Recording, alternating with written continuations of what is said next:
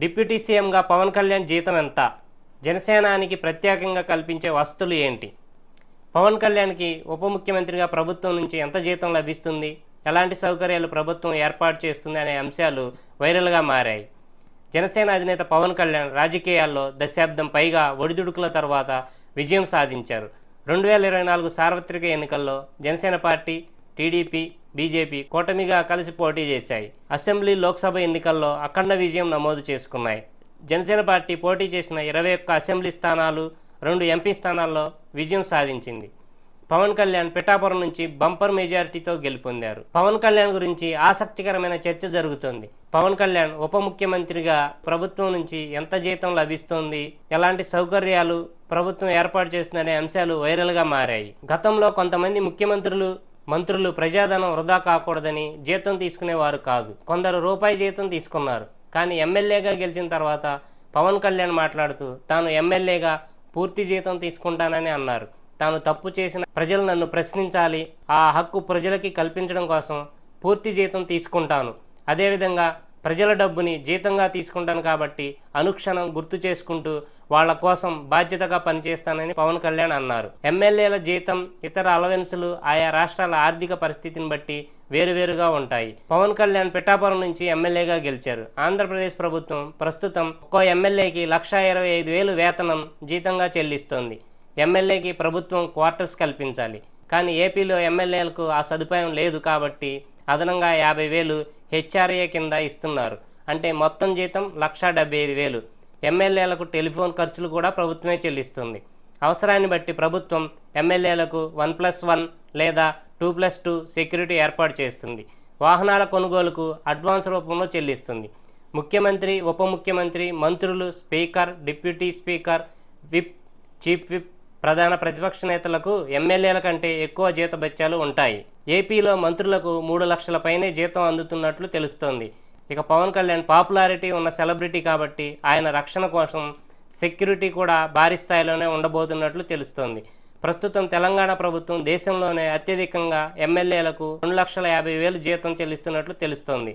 ఏది ఏమైనా పవన్ కళ్యాణ్ ఉప ముఖ్యమంత్రిగా లక్షల్లో జీతం అందుకుంటే హీరోగా 100 కోట్లు సంపాదిస్తారు. సినీ హీరోగా అయితే పవన్ కళ్యాణ్కి సకల రాజభోగాలు ఉంటాయి. పవన్ కళ్యాణ్ కేవలం నెల రోజులు కాల్ షీట్స్ కేటాయిస్తే దాదాపు 60 కోట్ల వరకు రెమ్యునరేషన్ అందుతుంది.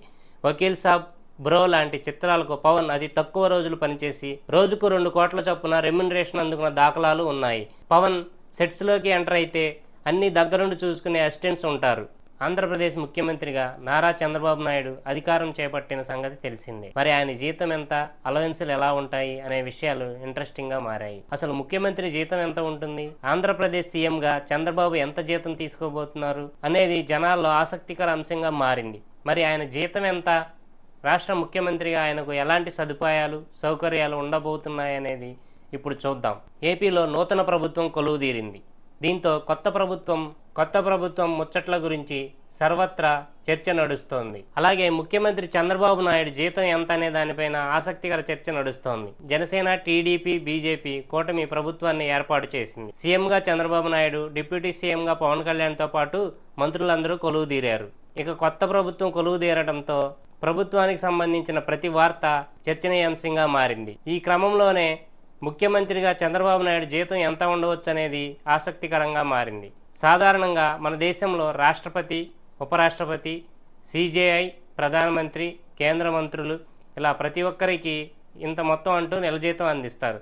అయితే ముఖ్యమంత్రుల విషయానికి వస్తే ప్రతి రాష్ట్రానికి ఈ సంఖ్య మారిపోతూ ఉంటుంది. ఒక రాష్ట్ర సీఎంకు తక్కువ జీతం అందితే మరో రాష్ట్రంలో ముఖ్యమంత్రి జీతం ఎక్కువగా ఉంటుంది. అలాగే ఏపీ ముఖ్యమంత్రిగా చంద్రబాబు నాయుడు జీతం నెలకు 3,35,000 రూపాయలు. ఇందులో ఎమ్మెల్యే జీతం కూడా కలిసి ఉంటుంది. దేశంలోని వివిధ రాష్ట్రాలలో ముఖ్యమంత్రుల వేతనాలు, అలాగే అత్యధిక వేతనాలు తీసుకునే ముఖ్యమంత్రుల జాబితాలో భారతదేశంలో తెలంగాణ ముఖ్యమంత్రి అధిక వేతనాలు తీసుకునే జాబితాలో మొదటి స్థానంలో ఉన్నారు. ఢిల్లీ సీఎం అరవింద్ కేజ్రీవాల్ నెలకు 3,90,000 వేతనంగా చెల్లిస్తోంది ఢిల్లీ ప్రభుత్వం. దేశంలోని అతిపెద్ద రాష్ట్రమైన ఉత్తరప్రదేశ్ సీఎం యోగి ఆదిత్యనాథ్ నెలసరి జీతం 3,60,000 తీసుకుంటున్నారు. ఈయన 3వ స్థానంలో నిలిచారు. దేశవ్యాప్తంగా వివిధ రాష్ట్రాల ముఖ్యమంత్రుల వేతనాలు: తెలంగాణ 4,10,000, ఢిల్లీ 3,90,000, ఉత్తరప్రదేశ్ 3,65,000, మహారాష్ట్ర 3,40,000, ఆంధ్రప్రదేశ్ 3,35,000, గుజరాత్ 3,21,000, హిమాచల్ ప్రదేశ్ 3,10,000, హర్యానా 2,88,000, జార్ఖండ్ 2,55,000, మధ్యప్రదేశ్ 2,30,000, ఛత్తీస్గఢ్ 2,30,000, పంజాబ్ 2,30,000, గోవా 2,20,000, బీహార్ 2,15,000, పశ్చిమ బెంగాల్ 2,10,000, తమిళనాడు 2,05,000, కర్ణాటక 2,00,000, సిక్కిం 1,90,000, కేరళ 1,85,000, ఉత్తరాఖండ్ 1,75,000, రాజస్థాన్ 1,75,000, ఒడిశా 1,60,000, మేఘాలయ 1,50,000, అరుణాచల్ ప్రదేశ్ 1,33,000, అస్సాం 1,25,000, మణిపూర్ 1,20,000, నాగాలాండ్ 1,10,000, త్రిపుర 1,05,500.